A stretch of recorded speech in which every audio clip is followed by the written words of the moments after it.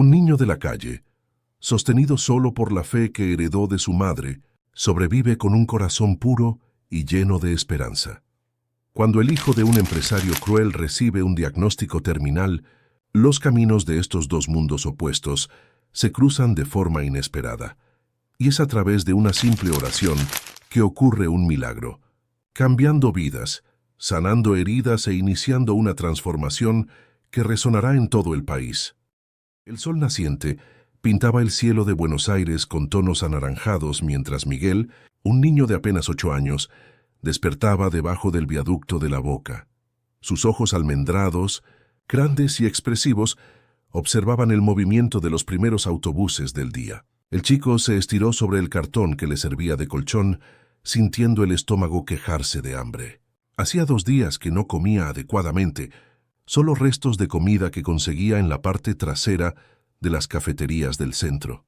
Desde que su madre, doña Celestina, había partido para vivir con los ángeles, como ella misma decía que sucedería, Miguel vagaba por las calles de la capital argentina. No tenía parientes, no tenía a dónde ir. El consejo tutelar incluso intentó llevárselo algunas veces, pero el niño siempre huía.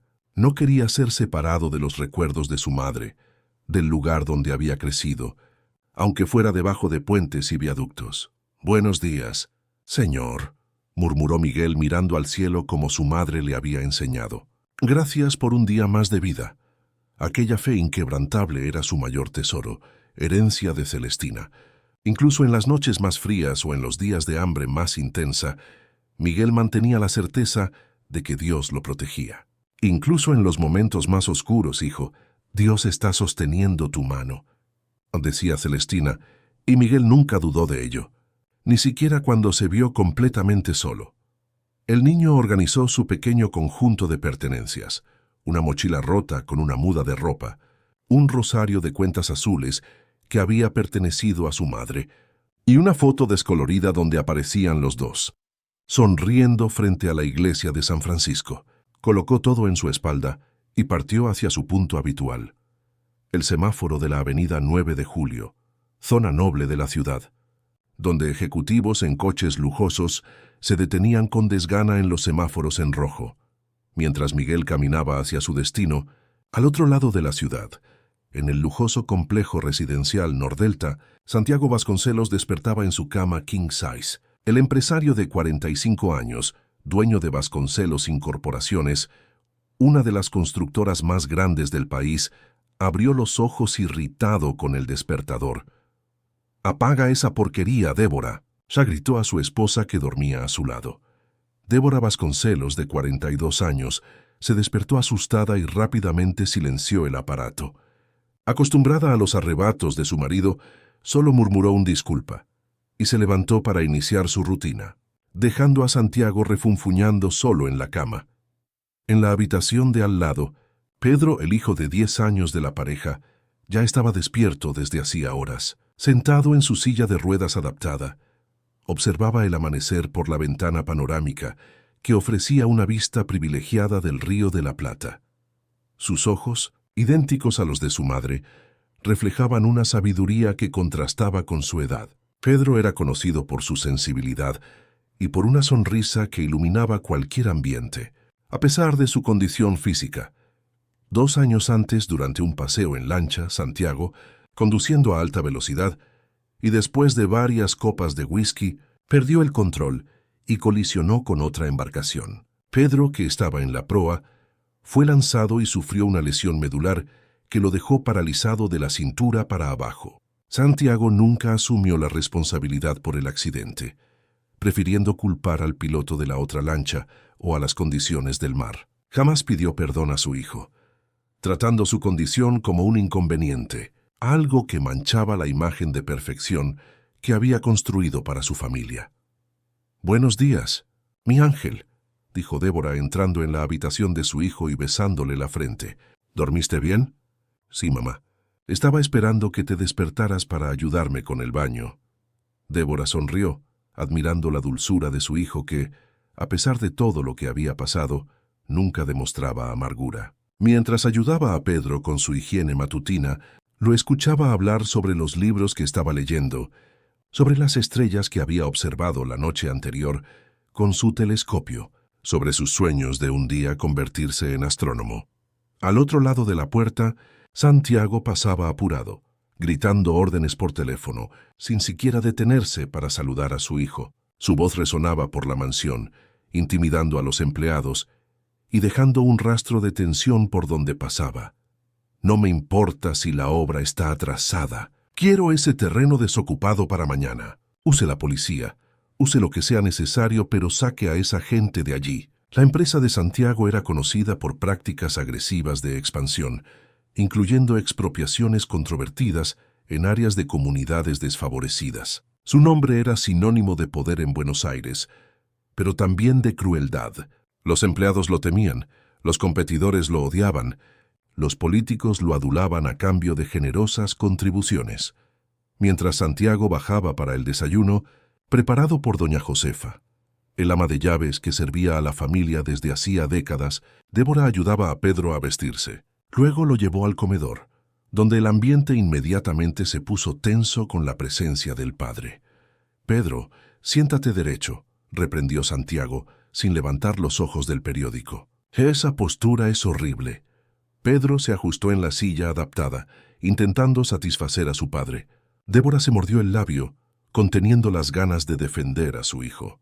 En su lugar le sirvió zumo de naranja y tostadas con mermelada.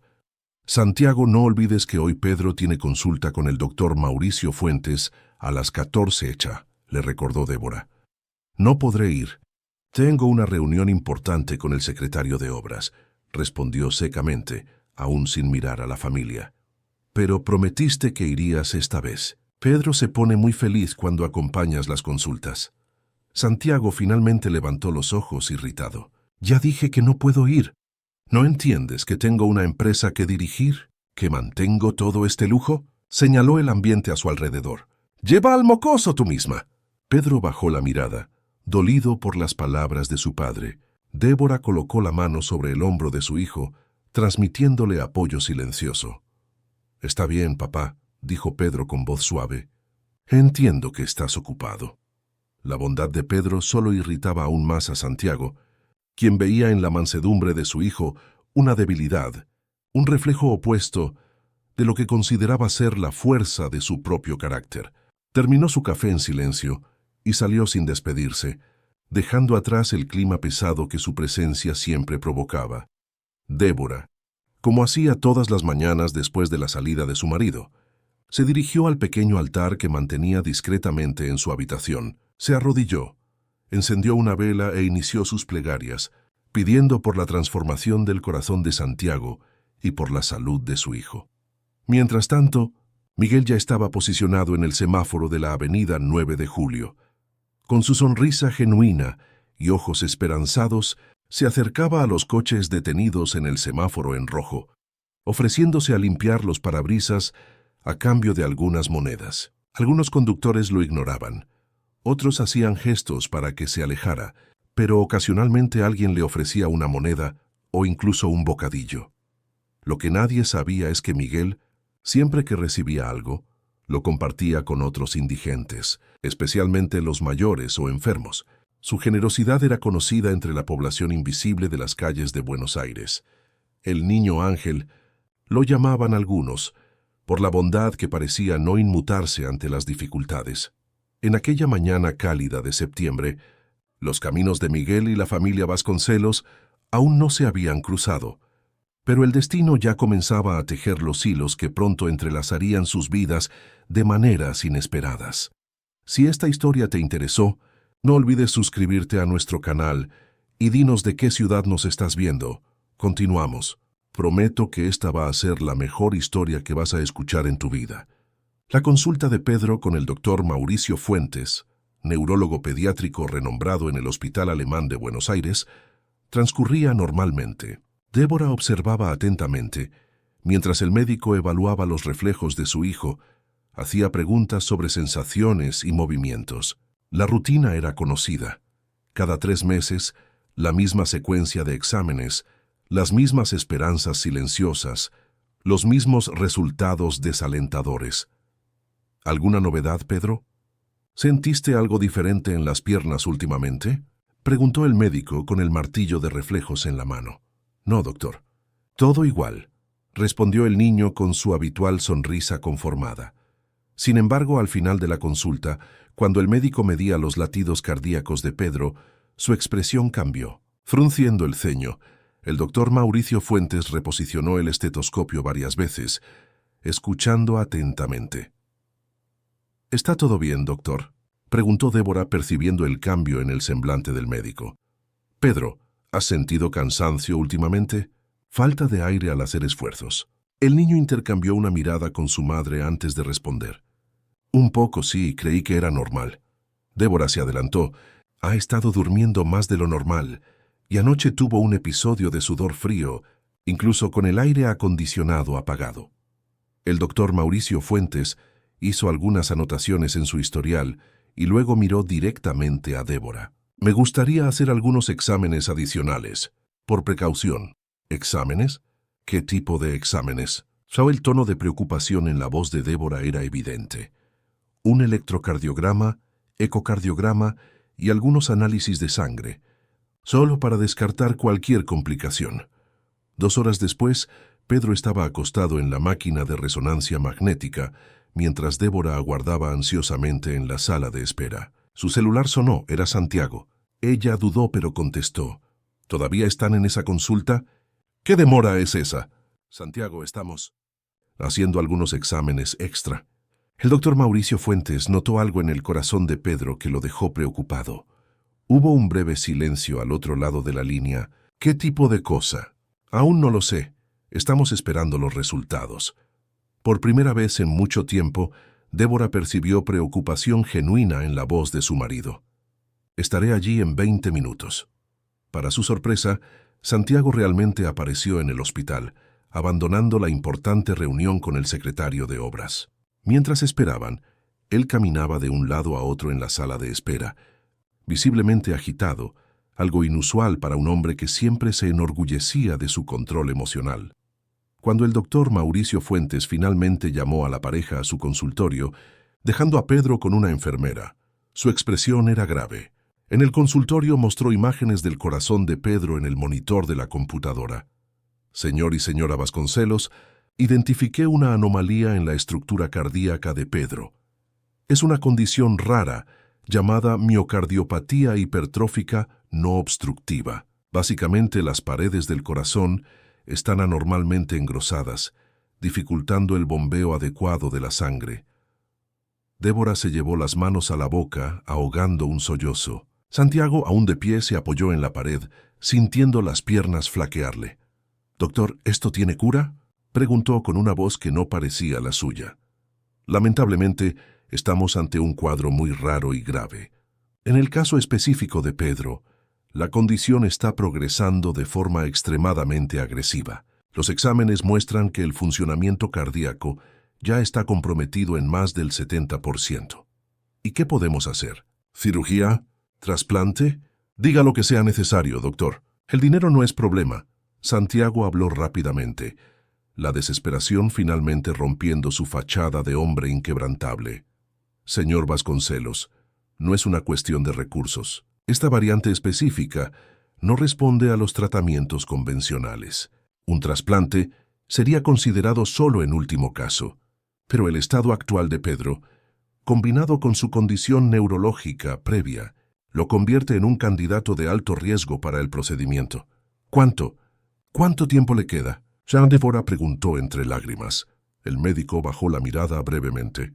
«Con el ritmo de deterioro que estamos observando, 3 días como máximo. Lo siento mucho». La noticia cayó como una bomba sobre la pareja. Santiago, por primera vez desde el accidente de su hijo, sintió el peso abrumador de la culpa. Ninguna de sus conexiones políticas, ninguna cantidad de dinero, nada de lo que había construido a lo largo de su vida podría salvar a su hijo. Al regresar a la sala donde Pedro los aguardaba, Santiago miró a su hijo como si lo viera por primera vez. El niño sonrió al ver a su padre, sin imaginar la sentencia que acababa de ser pronunciada. «Papá, viniste. Qué bueno verte aquí». Santiago intentó sonreír, pero un nudo en la garganta se lo impidió.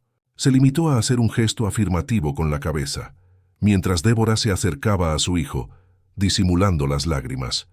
El camino de vuelta a casa fue silencioso. Pedro, exhausto de los exámenes, se durmió en el asiento trasero del coche.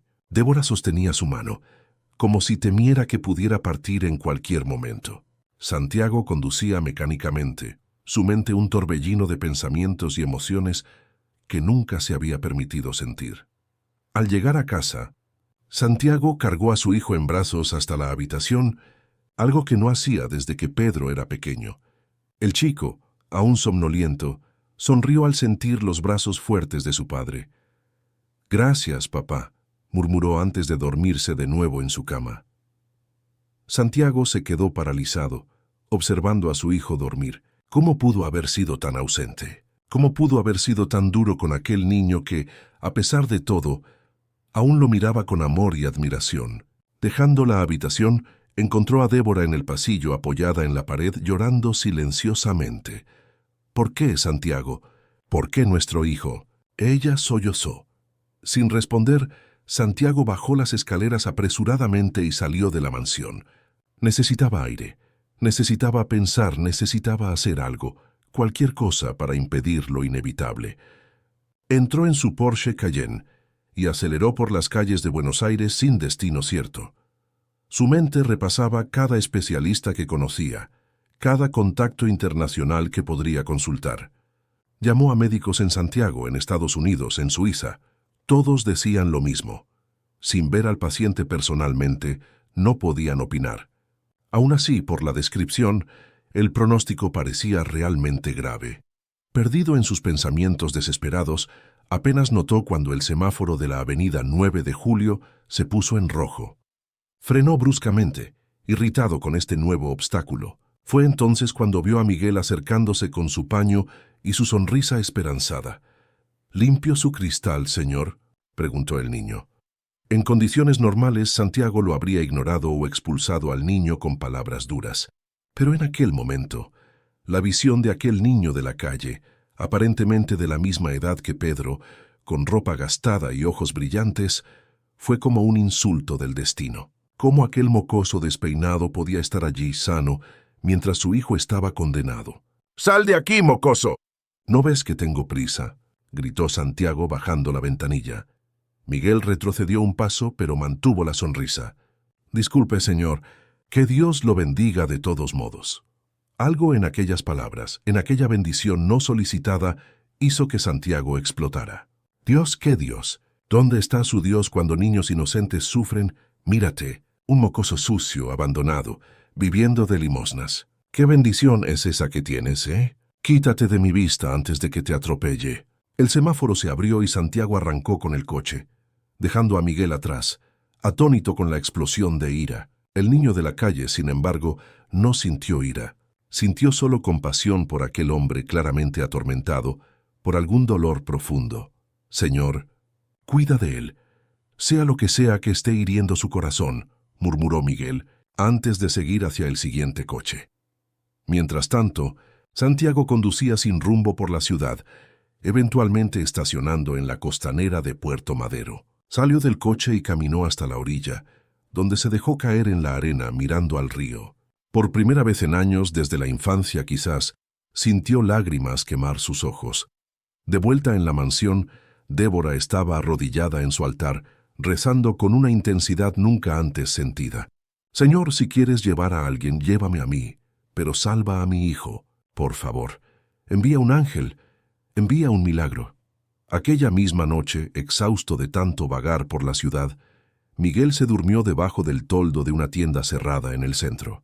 Y mientras el sueño lo envolvía, un sueño extraordinariamente vívido comenzó a formarse en su mente.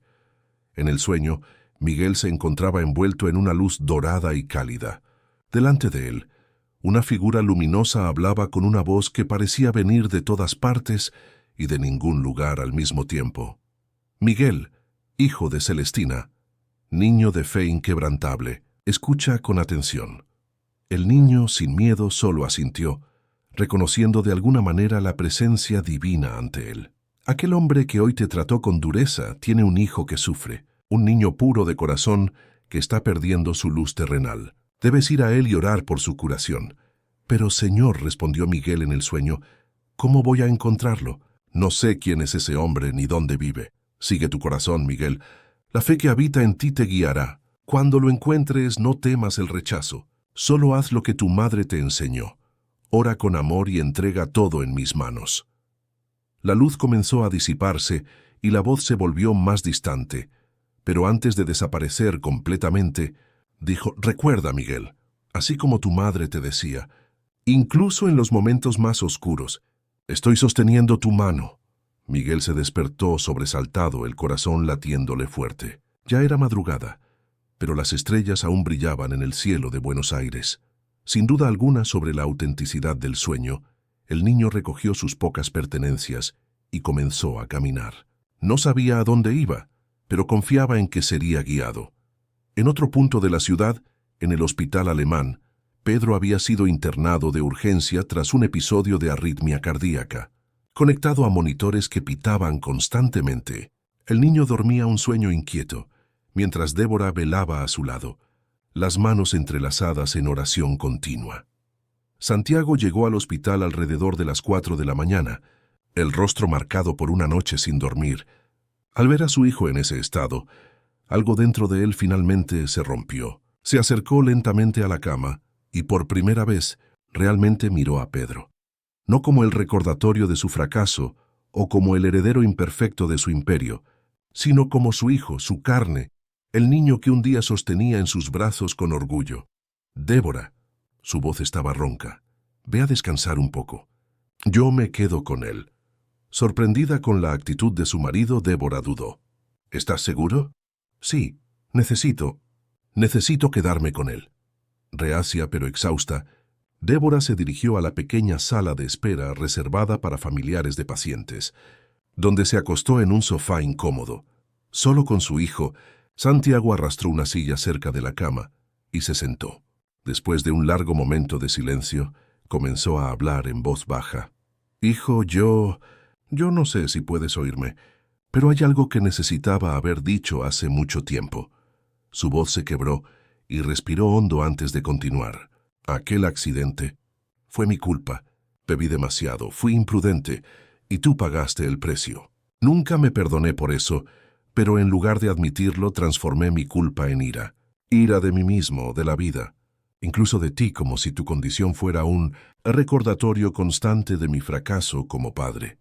Lágrimas que durante años habían estado reprimidas finalmente corrieron por el rostro de Santiago. Perdón, hijo. Perdón por haber sido tan duro, tan ausente. Por favor, no te vayas. Dame la oportunidad de ser el padre que te mereces. Mientras tanto, Miguel caminaba por las calles desiertas de Buenos Aires, guiado solo por su intuición. Después de algunas horas, se encontró frente al hospital alemán, uno de los más lujosos de la ciudad. Nunca había estado allí antes, pero algo en su corazón le decía que era el lugar correcto. La entrada principal estaba cerrada a esa hora de la madrugada, con solo la entrada de emergencia en funcionamiento, vigilada por un guardia de seguridad. Miguel observó el movimiento por algún tiempo, intentando descubrir cómo entrar. Sabía que no lo dejarían pasar. Un niño de la calle, sucio y sin compañía. «Señor, ¿cómo voy a entrar?», murmuró mirando al cielo estrellado. En ese momento, una joven enfermera salió por la puerta lateral del hospital para tomar un descanso en su turno de noche. Camila, de 26 años, estaba en medio de una agotadora jornada de 12 horas en la sala pediátrica. Se apoyó en la pared exterior, cerró los ojos y respiró hondo, buscando fuerzas para continuar. Al abrir los ojos, vio a Miguel acercándose tímidamente. «Hola, tía. ¿Usted trabaja aquí?», preguntó él con su sonrisa característica. Camila observó a aquella criatura con ropa gastada y mirada esperanzada. «Sí, trabajo. ¿Qué haces aquí solo a esta hora?». «Necesito entrar. Hay un niño enfermo allí dentro que necesita mi ayuda». La enfermera frunció el ceño, intrigada. «¿Qué niño? ¿Lo conoces?». Miguel dudó. «En realidad no, pero sé que existe y que me necesita». En circunstancias normales, Camila habría llamado a seguridad o a servicios sociales, pero algo en la convicción de aquel niño, en la sinceridad de su mirada, la conmovió profundamente. Además, estaba familiarizada con los niños internados en la sala pediátrica, y uno en particular le vino a la mente: el hijo del poderoso empresario Santiago Vasconcelos, cuya condición había empeorado drásticamente en las últimas horas. ¿Cómo te llamas, pequeño? Miguel. ¿Y por qué crees que puedes ayudar a este niño? Porque Dios me mandó aquí para orar por él. Tuve un sueño.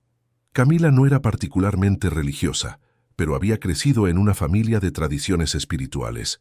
Su abuela, madre de santo en un templo de Candomblé, siempre decía que los niños puros de corazón a veces servían como mensajeros entre los mundos. Mirando a Miguel, Camila sintió un escalofrío recorrer su espalda, como si algo más grande que ella estuviera en juego en aquel momento. ¿Sabes en qué habitación está?, preguntó, ya arrepintiéndose de lo que estaba a punto de hacer. No, pero lo reconoceré cuando lo vea. Camila se mordió el labio, considerando las consecuencias de su decisión. Podría perder su empleo, su credencial de enfermería, todo por lo que había luchado. Pero aquella intuición persistente no la dejaba. «Ven conmigo, rápidamente». La enfermera llevó a Miguel por una entrada de servicio, evitando las cámaras de seguridad. Siguieron por pasillos menos concurridos hasta llegar a la sala pediátrica. Camila verificaba constantemente si no había nadie observando mientras guiaba al niño. La mayoría de los niños están durmiendo ahora. Te mostraré a los pacientes más graves, pero necesitamos ser rápidos y silenciosos, ¿entendido? Miguel asintió, su corazón acelerándose a medida que se acercaban a su destino. Pasaron por algunas habitaciones, donde Camila entreabría ligeramente la puerta para que Miguel pudiera ver al paciente. En cada una, el niño negaba con la cabeza. No era quien buscaba. Finalmente llegaron a la habitación 508, la última de la sala de cuidados intensivos pediátricos. Camila entreabrió la puerta. Es un niño con una condición cardíaca grave, hijo de gente muy importante. Hay un hombre allí dentro, probablemente el padre. Miguel se asomó por la rendija e inmediatamente reconoció al hombre sentado al lado de la cama. Era el mismo que lo había insultado en el semáforo. Sintió su corazón dispararse. «Era allí, es él», susurró a Camila. «Es por este niño que vine a orar». La enfermera dudó. «El padre es Santiago Vasconcelos, uno de los hombres más poderosos de Buenos Aires. Si él descubre que te dejé entrar sin autorización...».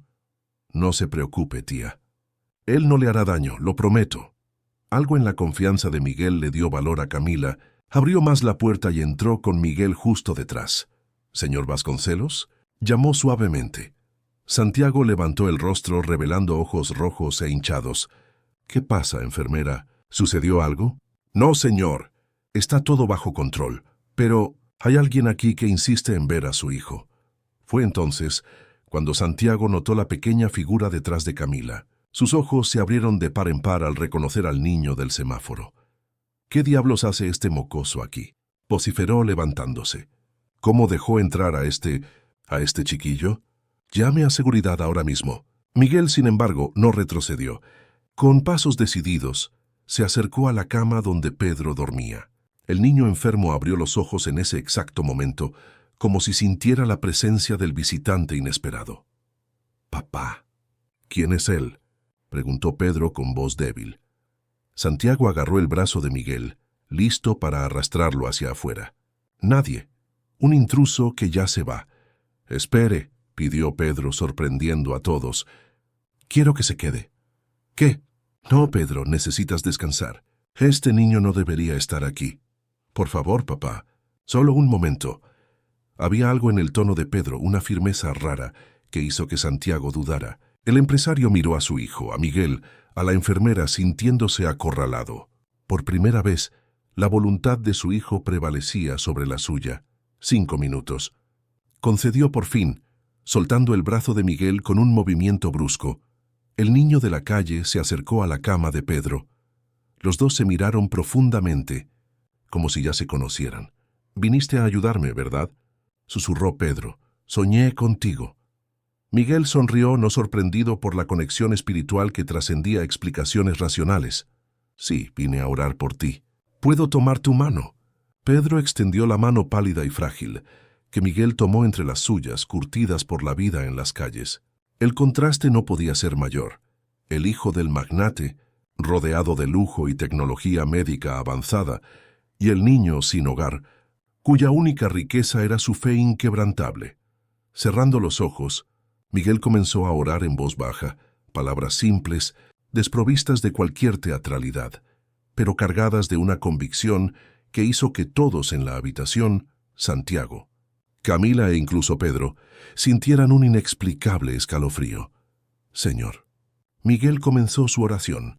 Tú que estás en los cielos y también aquí, cerquita de nosotros, te pido que mires con cariño a este niño. Como mi Madre Celestina siempre decía, incluso en los momentos más oscuros, el Señor sostiene nuestra mano. Sostén la mano de Pedro ahora, sana su corazón enfermo. Dale más tiempo en esta tierra para que cumpla la misión que el Señor tiene para él.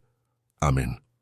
La simplicidad de la oración contrastaba con la profunda emoción que llenó la habitación. Pedro, con los ojos cerrados, parecía absorber cada palabra. Santiago, inicialmente escéptico y irritado, se encontró inexplicablemente conmovido por la pureza de aquel momento. Cuando Miguel terminó, abrió los ojos y sonrió a Pedro. «Todo va a estar bien», dijo, con una certeza que venía del fondo de su alma. Pedro asintió como si también lo supiera. «Gracias por venir». Miguel soltó suavemente la mano del niño enfermo y se giró para salir. Pasó junto a Santiago sin mirarlo, pero antes de alcanzar la puerta, dijo en voz baja, «Él te necesitará más que nunca cuando mejore». Camila, aún atónita, con todo lo que había presenciado, llevó a Miguel fuera de la habitación y luego fuera del hospital por una salida de servicio. En el camino no intercambiaron palabras. No había necesidad. Algo inexplicable había sucedido en aquella habitación y ambos lo sabían. «¿Estarás bien?», preguntó Camila cuando llegaron a la calle. «Sí, tía. Gracias por confiar en mí». «¿Dónde vives, Miguel? ¿Puedo llamar a alguien para que venga a buscarte?» El niño sonrió. «Vivo en las calles, pero no se preocupe. Nunca estoy solo». Antes de que Camila pudiera insistir, Miguel ya corría por la acera, desapareciendo en la luz tenue del amanecer que comenzaba a colorear el cielo. De vuelta en la habitación 508, Santiago permanecía inmóvil, observando a su hijo que se había dormido de nuevo después de la visita inusual. El monitor cardíaco continuaba su pitido monótono, registrando los latidos débiles e irregulares. El empresario no sabía explicar lo que había sentido durante aquella breve oración. Era como si algo helado hubiera tocado su nuca, como si el aire de la habitación se hubiera vuelto más denso, más cargado. «Tonterías», murmuró para sí mismo, intentando racionalizar. «Un mocoso de la calle y algunas palabras no van a cambiar el diagnóstico médico». Pero una pequeña parte de él, aquella parte que creía en cosas más allá de la lógica y los números, aquella parte que hacía mucho había enterrado bajo capas de pragmatismo y cinismo, esa parte se preguntaba, ¿y si? Débora regresó a la habitación alrededor de las 7 de la mañana, trayendo un café para su marido. Encontró a Santiago aún sentado al lado de la cama, con la mirada distante. «¿Algún cambio?», preguntó entregándole el café. «Nada», respondió Santiago aceptando la bebida. Dudó un momento antes de continuar. «Aunque algo extraño sucedió durante la madrugada». «¿Qué?».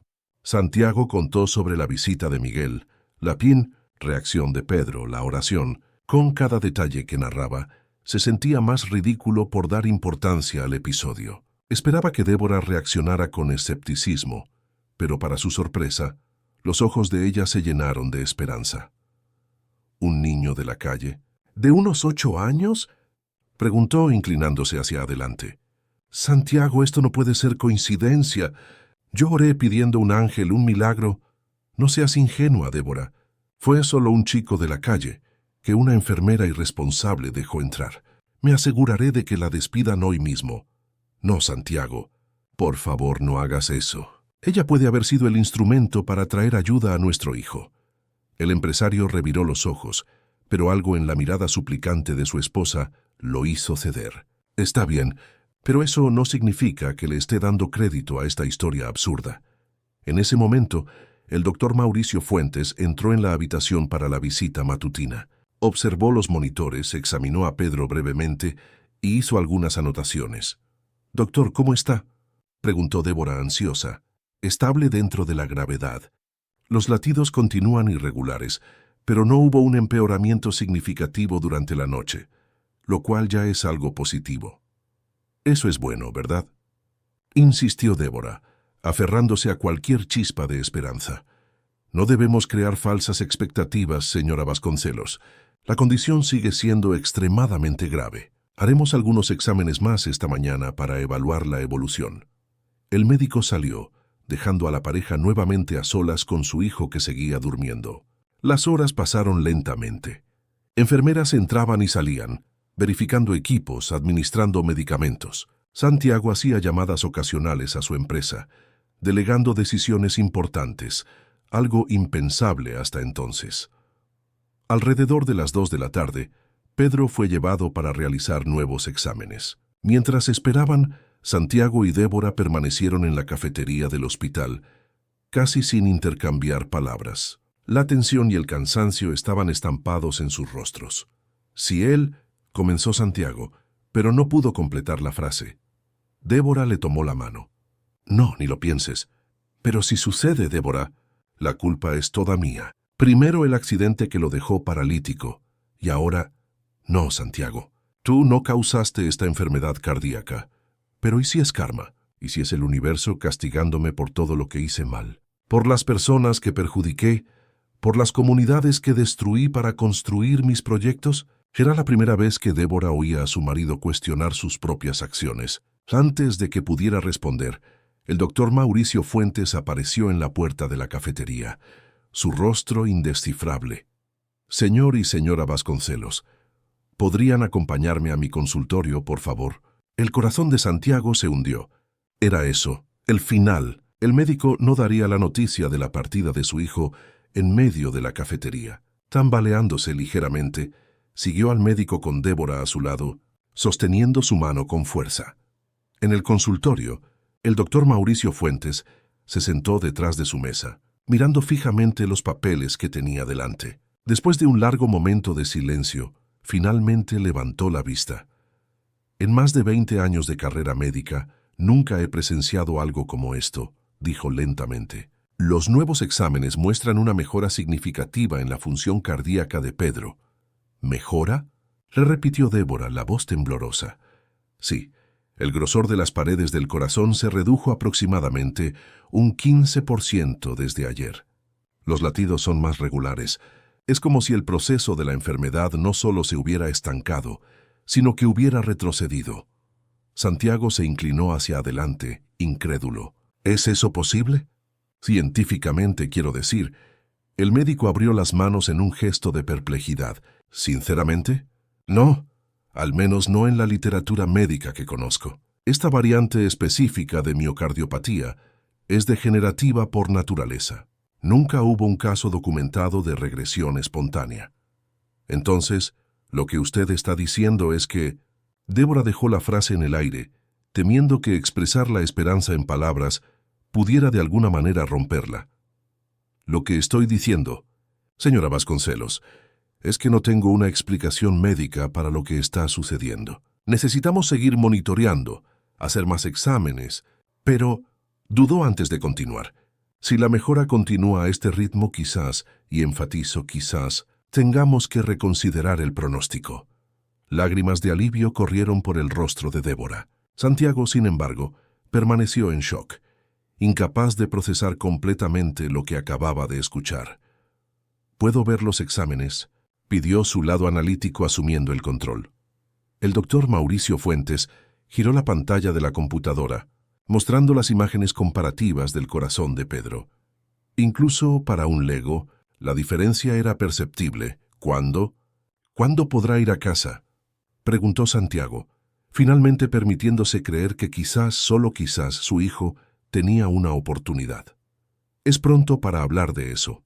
Quiero mantenerlo internado para observación por al menos otras 48 horas. Si la mejora continúa, podremos discutir el alta hospitalaria». Al regresar a la habitación, encontraron a Pedro despierto, con color en las mejillas, algo que no veían desde hacía días.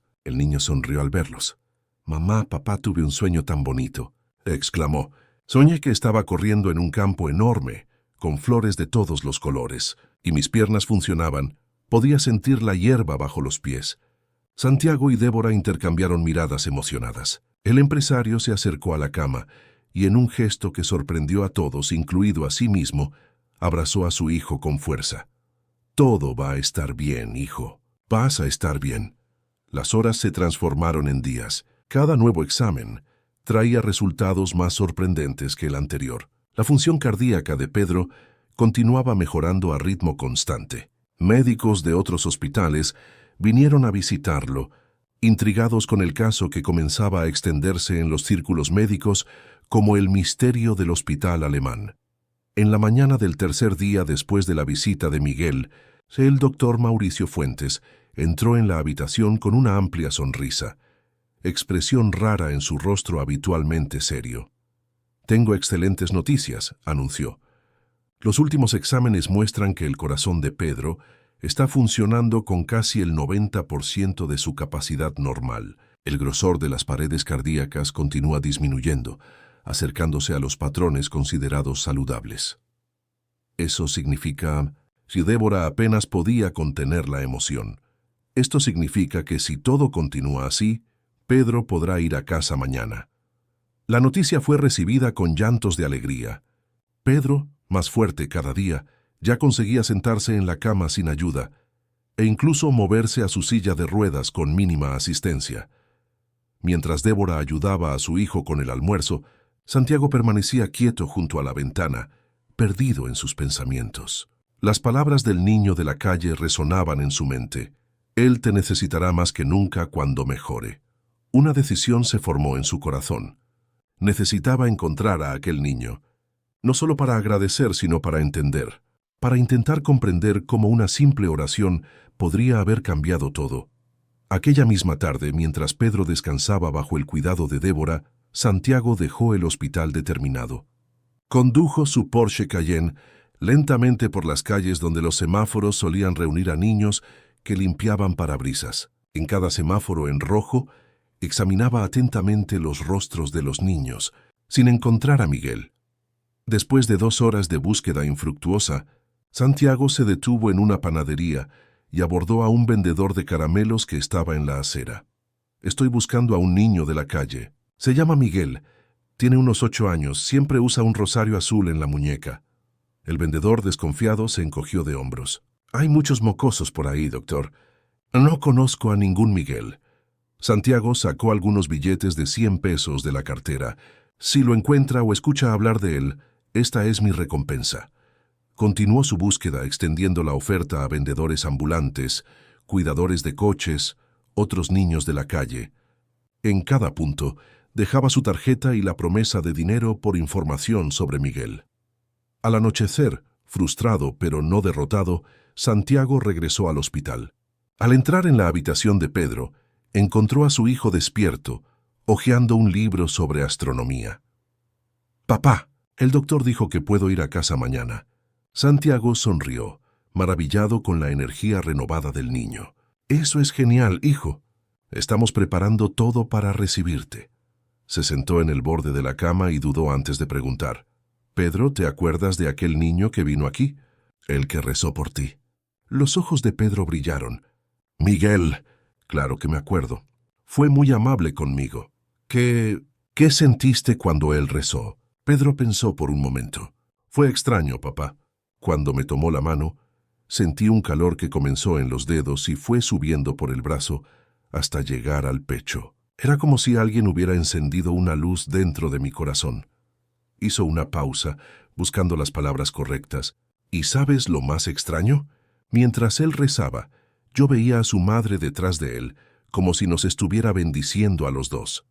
Santiago quedó perplejo. Pedro nunca había conocido a su abuela, que había fallecido años antes de su nacimiento. ¿Cómo podría haberla visto?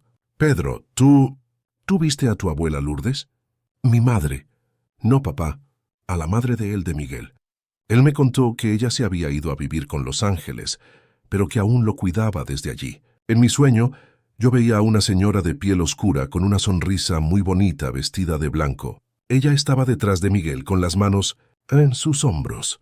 Un escalofrío recorrió la espalda de Santiago. ¿Cómo podía Pedro saber sobre la madre de Miguel si el niño no lo había mencionado durante su breve visita? ¿Y por qué su hijo habría soñado con una mujer que nunca había visto? «Papá, lo vas a encontrar, ¿verdad?», se preguntó Pedro, interrumpiendo los pensamientos de su padre. «A Miguel, él no tiene casa ni familia. Él necesita nuestra ayuda tanto como yo necesité la suya».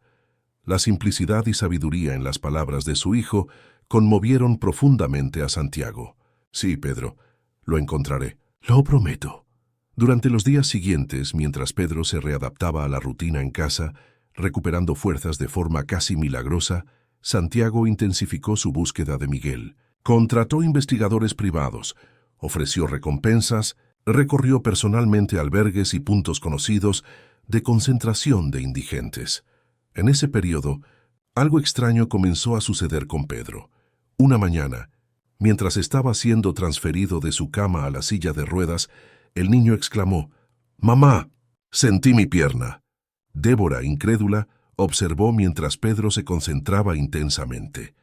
«Mira, mamá», y para asombro de todos, movió ligeramente el dedo del pie derecho. El doctor Mauricio Fuentes fue llamado inmediatamente. Después de una serie de pruebas, el médico parecía tan perplejo como los padres. «Esto es científicamente inexplicable», confesó. La lesión en la médula espinal se consideraba permanente. No existe regeneración espontánea de este tipo de daño, al menos no en la literatura médica actual. «¿Pero y el movimiento que acabamos de ver?», cuestionó Santiago. «No puedo negar lo que vi. Hay un principio de recuperación nerviosa. Sugiero iniciar un intenso programa de fisioterapia inmediatamente. Si hay alguna posibilidad, por pequeña que sea». La noticia de la recuperación cardíaca de Pedro ya era sorprendente. La posibilidad de recuperación de los movimientos era simplemente milagrosa. Santiago, que siempre había basado sus decisiones en hechos concretos y números, comenzaba a cuestionar todo en lo que creía. 3 semanas después del alta hospitalaria de Pedro, cuando el niño ya conseguía mover ambas piernas, con esfuerzo controlado, Santiago finalmente recibió la llamada que tanto esperaba. «Señor Vasconcelos, encontramos al niño. Está en el semáforo de la avenida 9 de Julio, el mismo donde usted dijo haberlo visto por primera vez».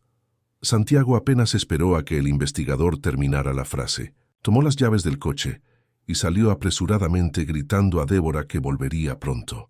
Durante el trayecto, su corazón latía acelerado. ¿Qué le diría al niño? ¿Cómo explicaría la transformación que había ocurrido no solo en Pedro, sino en él mismo? Al acercarse al semáforo indicado, vio a Miguel entre los coches detenidos, con su paño y su sonrisa característicos. El empresario estacionó bruscamente en el arcén y bajó del vehículo. «¡Miguel!», llamó caminando en su dirección. El niño se giró reconociendo inmediatamente al hombre que lo había tratado con tanta rudeza semanas atrás. En lugar de huir, como sería natural, Miguel sonrió. «Usted volvió», dijo simplemente, como si ya esperara aquel encuentro. Algo en la serenidad de aquella criatura hizo que Santiago se detuviera. Allí, en medio de la avenida concurrida, con coches tocando la bocina y personas observando, el poderoso empresario Santiago Vasconcelos hizo algo que nadie jamás lo había visto hacer. Se arrodilló. «Miguel, yo...». Su voz se quebró. «Mi hijo se está recuperando. Los médicos dicen que es un milagro. Y no es solo el corazón, sus piernas. Está empezando a sentir, a mover». Miguel asintió como si aquello fuera exactamente lo que esperaba oír. «Yo sabía que Dios lo iba a cuidar. Él es un niño bueno». «Sí, lo es. Mucho mejor de lo que yo jamás fui», admitió Santiago, lágrimas corriendo libremente por su rostro. «Miguel, vine a pedirte perdón. Por el modo en que te traté, por las palabras duras». «No hace falta, señor. Usted estaba sufriendo. Y también vine a hacerte una invitación. Pedro, mi hijo, quiere conocerte mejor. De hecho, todos nosotros queremos. Me gustaría que tú vinieras a vivir con nosotros». Miguel abrió los ojos, sorprendido por primera vez en aquel encuentro. «¿Vivir con ustedes?». «Sí». Tenemos espacio, comodidad, todo lo que puedas necesitar. Y lo más importante, Pedro necesita un amigo, alguien especial como tú. El niño se quedó en silencio por un momento, procesando la propuesta. ¿Puedo llevar mi rosario? ¿El que era de mi madre? Santiago sonrió entre lágrimas. Claro que puedes. Es tu tesoro, ¿verdad? Miguel asintió, sonriendo también. Entonces acepto. Allí mismo, en la avenida más concurrida de Buenos Aires, ante decenas de testigos perplejos, el temido empresario abrazó al niño de la calle con fuerza. Algunos conductores tocaron la bocina. Otros aplaudieron, sin entender completamente lo que presenciaban, el inicio de una profunda transformación. La llegada de Miguel a la mansión de los Vasconcelos fue un momento de celebración. Débora, que ya había preparado una habitación especialmente para él, lo recibió con los brazos abiertos. Pedro, esperando ansiosamente en la sala, casi se cae de la silla de ruedas de tanta emoción al ver a su nuevo amigo. «Miguel, ¿de verdad viniste?», exclamó, maniobrando la silla en su dirección. Los dos niños se abrazaron como viejos amigos que se reencuentran después de una larga separación. Para quien observara, era difícil creer que se habían conocido solo una vez, brevemente en una habitación de hospital. «Mira, Pedro», exclamó Santiago, señalando los pies de su hijo. Pedro, en su emoción, había movido inconscientemente los pies en la plataforma de la silla. Él mismo miró sorprendido el movimiento que había realizado sin el intenso esfuerzo de concentración habitual. «Eso sucede cuando estoy muy feliz», explicó a Miguel. «Mis piernas parecen recordar cómo se mueven». Durante las semanas siguientes, la presencia de Miguel transformó completamente la atmósfera de la mansión. El niño, inicialmente tímido con tanto lujo, pronto se adaptó, pero sin perder su simplicidad y fe. Todas las noches, antes de dormir, Miguel y Pedro rezaban juntos, con Débora ocasionalmente uniéndose a ellos. Para sorpresa de todos, incluso Santiago comenzó a participar en esos momentos, torpe al principio, pero cada vez más cómodo con la práctica. Paralelamente, cambios profundos ocurrían en la vida profesional de Santiago. En una reunión de directorio, que conmocionó a ejecutivos y accionistas, el empresario anunció una revisión completa de las políticas de su constructora. A partir de hoy, Vasconcelos Incorporaciones no realizará más expropiaciones en áreas habitadas. Por el contrario, iniciaremos un programa de regularización de la propiedad de la tierra y mejoras habitacionales en las comunidades donde ya actuamos. La reacción fue de incredulidad. Algunos directores cuestionaron su cordura, otros sugirieron discretamente que estaba sufriendo de estrés postraumático después del susto con su hijo. «Estoy perfectamente lúcido, señores», garantizó Santiago. «Solo descubrí que existe una forma diferente de hacer negocios, una forma que no solo genera ganancias, sino también un impacto social positivo». No se detuvo ahí. En las semanas siguientes, Santiago recontrató a empleados que había despedido injustamente a lo largo de los años. Buscó a antiguos rivales para hacer las paces e inició un ambicioso proyecto de construcción de albergues para personas sin hogar en asociación con la Municipalidad de Buenos Aires. La mansión, antes un símbolo de aislamiento y privilegio, comenzó a abrir sus puertas. Los domingos, el enorme jardín se transformaba en un espacio comunitario donde se servían comidas para familias desfavorecidas. Débora, que siempre había soñado con hacer trabajo voluntario pero había sido desalentada por su marido, ahora lideraba estos eventos con entusiasmo y dedicación. Y en el centro de toda esta transformación estaba Miguel, el niño que, con su fe simple e inquebrantable, había tocado no solo el corazón físico de Pedro, sino también el corazón metafórico de una familia entera. Camila, la enfermera que había arriesgado su empleo para ayudar a Miguel a entrar en el hospital, fue otra beneficiada por el cambio de Santiago. En lugar de ser castigada, fue ascendida a coordinadora de un nuevo programa de humanización en la atención pediátrica, financiado por la Fundación Vasconcelos, recién creada para centralizar los proyectos sociales de la familia. 10 años pasaron. La mansión de los Vasconcelos, aunque aún mantenía su imponencia arquitectónica, se había transformado en un espacio muy diferente de aquel lugar frío y opulento de antes. Los jardines, anteriormente destinados solo a exhibir plantas raras y caras, ahora albergaban huertos comunitarios cuidados por jóvenes de proyectos sociales. El amplio salón de fiestas había sido convertido en un centro de capacitación profesional, donde exindigentes aprendían oficios diversos, desde la gastronomía hasta la carpintería. En una mañana soleada de domingo, Miguel, ahora un joven de 18 años, observaba el movimiento en el jardín de la mansión. Vestía una camisa sencilla, pantalones vaqueros y en la muñeca el mismo rosario de cuentas azules que había pertenecido a su madre, ahora cuidadosamente restaurado, pero manteniendo su esencia original. «¿Pensando en la vida, hermano?», preguntó Pedro acercándose. Pedro Vasconcelos, de 20 años, no mostraba ningún signo de la enfermedad cardíaca que casi lo había llevado una década atrás. Alto de porte atlético, era difícil imaginar que un día había estado confinado a una silla de ruedas. La recuperación de sus movimientos había sido gradual, pero constante. Desde los pequeños movimientos de los dedos de los pies hasta la primera vez que se puso de pie apoyado en barras paralelas. Desde el primer paso vacilante hasta la carrera que ahora practicaba todas las mañanas. Cada logro había sido celebrado por la familia como un nuevo milagro. «Solo admirando lo que construimos», respondió Miguel sonriendo a su hermano adoptivo.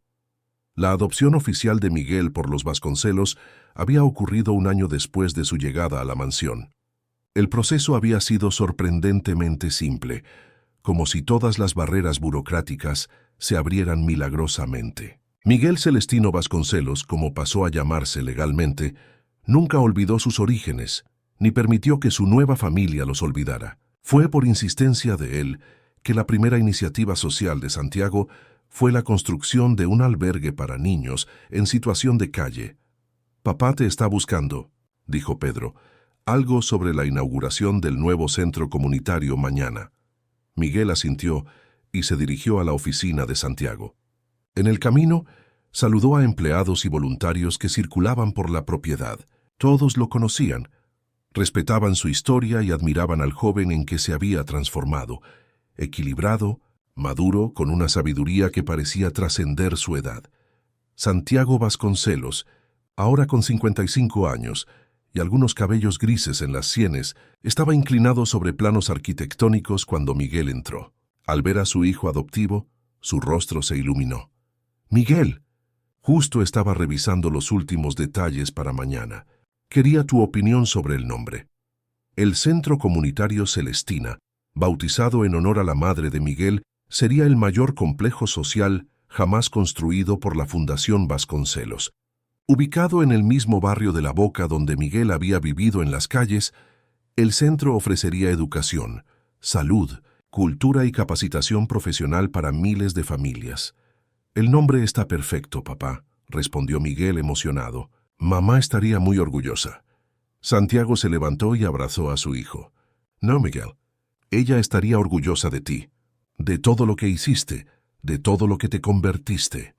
La transformación de Santiago Vasconcelos a lo largo de la última década había sido tan impresionante como la recuperación física de Pedro.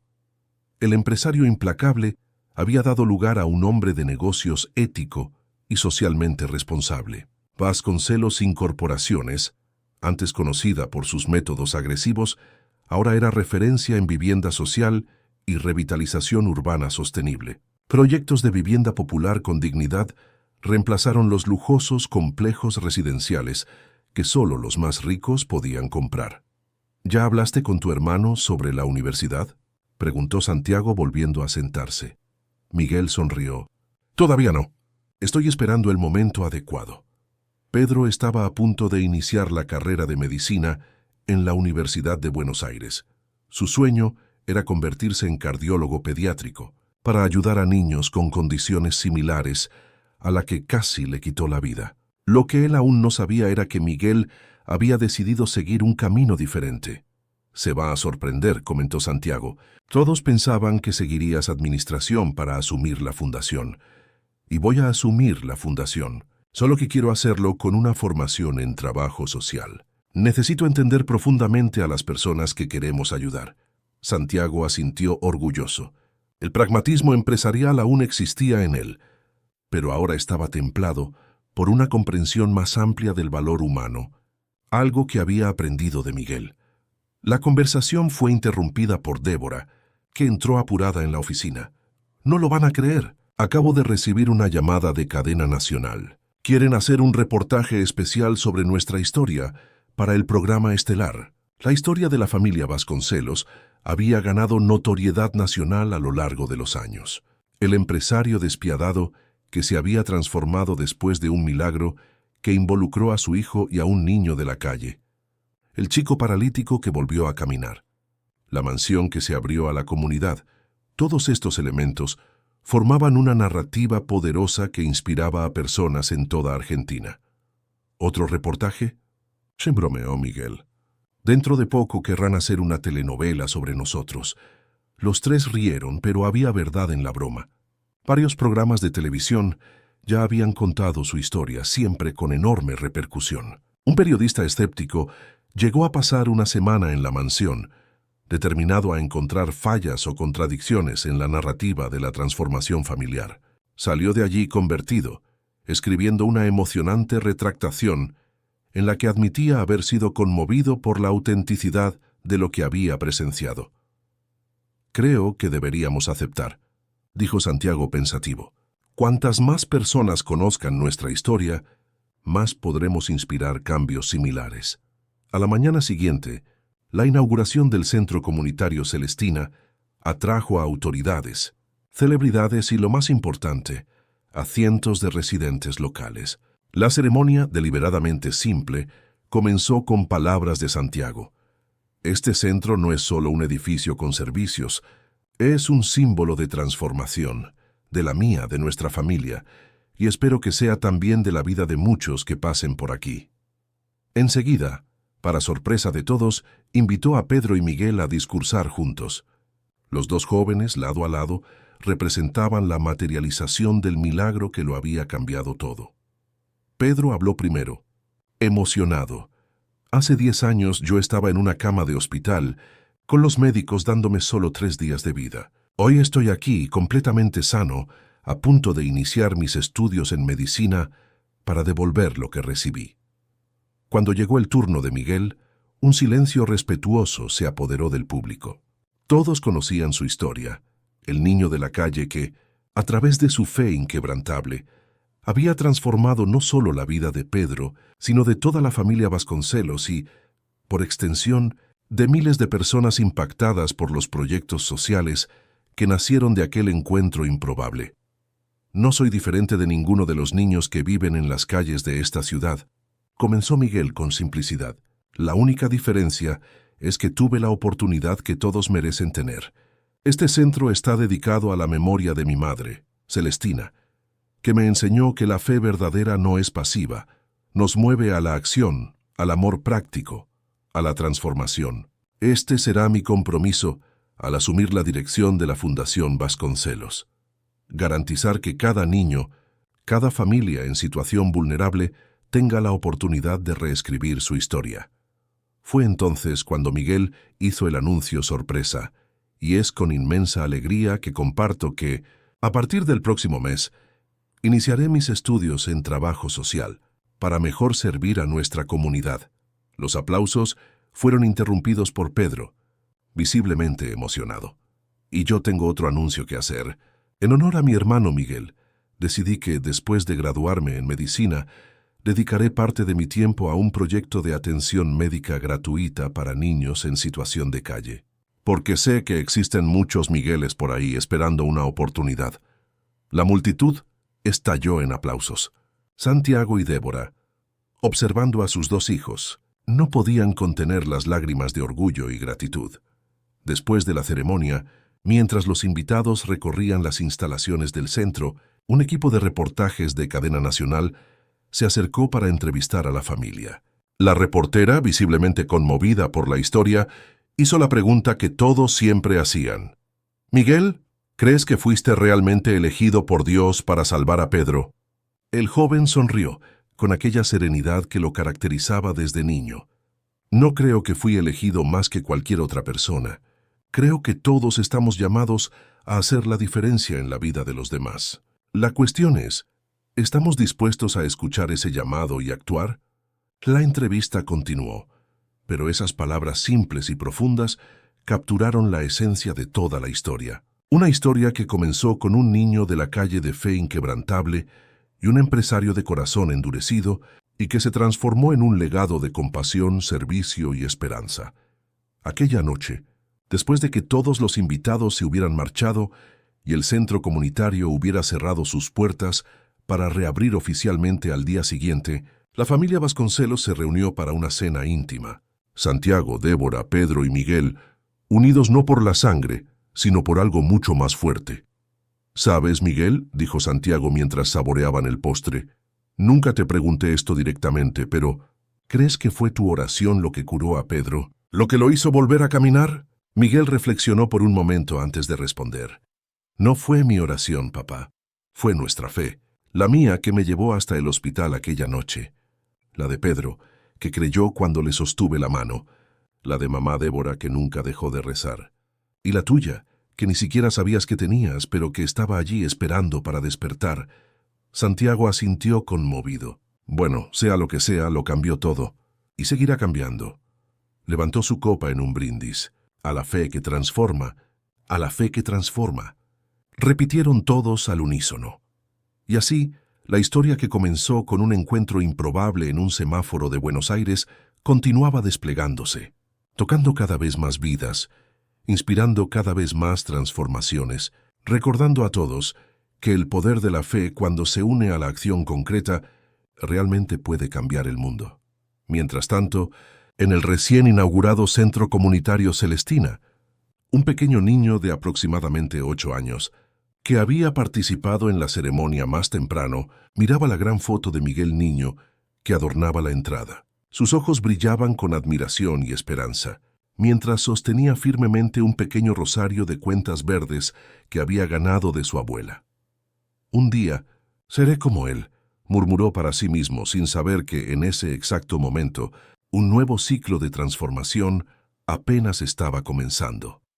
Queridos oyentes, esperamos que la historia de Miguel y la familia Vasconcelos haya tocado sus corazones. Para seguir esta jornada emocional, hemos preparado una playlist especial con historias igualmente cautivadoras. Encuéntrenla aquí haciendo clic a su izquierda. Si les gustó esta historia, no olviden suscribirse a nuestro canal y darle me gusta al video.